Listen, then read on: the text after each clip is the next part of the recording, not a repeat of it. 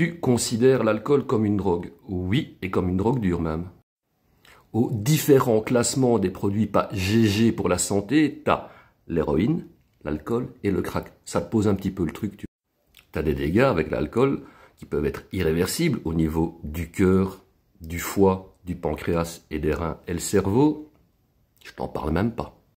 Si t'es diagnostiqué alcoolique comme je l'ai été, ben là oui, au niveau du cerveau, il y aura un dégât qui sera irréversible, c'est-à-dire le craving ou crise d'envie.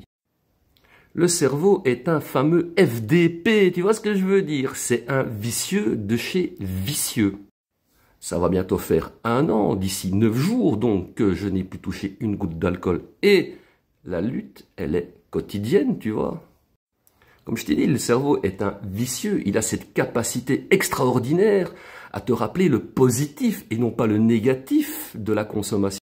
Moi, j'ai des idées qui me passent par la tête, j'ai des images qui me viennent, tu vois, comme des vrais flashs, tu vois, des visions, si tu veux. C'est assez extraordinaire. Parfois, j'ai des flashs très précis de soirée où j'avais quand même bien rigolé, où je m'étais bien amusé, tu vois. Parfois, j'ai des petites voix qui me viennent dans la tête, qui me disent « Mais allez, gars, maintenant c'est bon, t'as arrêté, tu peux te reboire de temps en temps un petit truc, vas-y, ouvre ce frigo dans ce magasin et prends-toi cette bière bien fraîche !»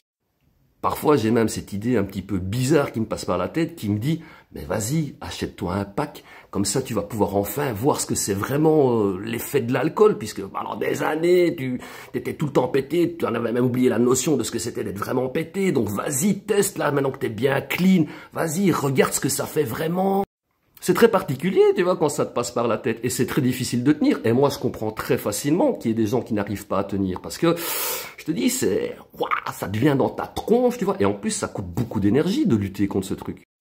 Faut toujours faire attention, tu vois, à sa gestion des émotions, parce que quand t'es trop stressé, t'as envie de boire, si t'es un peu trop down, un peu déprimé, t'as envie de boire, tu vois, il y a plein d'éléments déclencheurs à des crises d'envie, donc faut toujours être vigilant, faire attention, tenir le coup, là.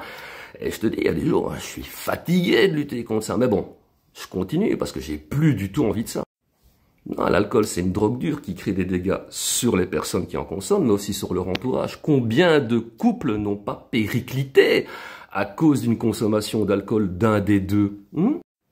Et tout ça, tu vois, tous ces dégâts dont je t'ai parlé pour le foie, le cerveau, machin, tout ça, c'est marqué nulle part, hein, sur les canettes ou sur les bouteilles.